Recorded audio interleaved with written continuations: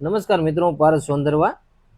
હવે અત્યારે સોશિયલ મીડિયામાં એક જ વિડીયો આવે છે. ફેસબુકમાં જાઓ, યુટ્યુબમાં જાઓ કે ઇન્સ્ટાગ્રામમાં જાઓ, ઈશુદાનભાઈ ગઢવીની ધરપકડ થઈ, એની ઉપર ગુનો દાખલ થયો. આ ગુનો દાખલ થયો એની સફાઈમાં પણ અનેકો આમ આદમી પાર્ટીના કાર્યકરો અને નેતાઓ આવ્યા હતા.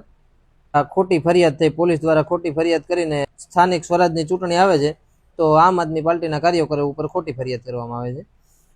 આ ઈશુદાનભાઈ વાળી ફરિયાદમાં મેટર આખી એવી હતી એની હકીકત કે એનો કોઈ કાર્યકર્તા હતો આમ આદમી પાર્ટીનો, એ કોઈ ચોરીને અને મારકૂટના ગુનામાં અટકાયત કરવામાં આવી હશે એની. આ ભાઈ 30-40 જણાનું ટોળું લઈને ત્યાં પૂગી ગયા સફાઈ આપવા માટે.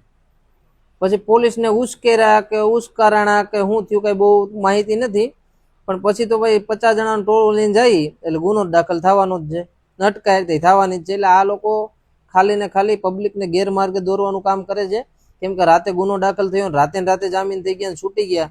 તો સામાન્ય નાગરિક જો દારૂ પીને પકડાણો હોય અથવા જુગારમાં પકડાણો હોય તો પણ 24 કલાકની એને કેદ થતી જ હોય છે. તો ઈશુદાનભાઈ ગઢવી કેમ ભાઈ રાતે છૂટી ગયા?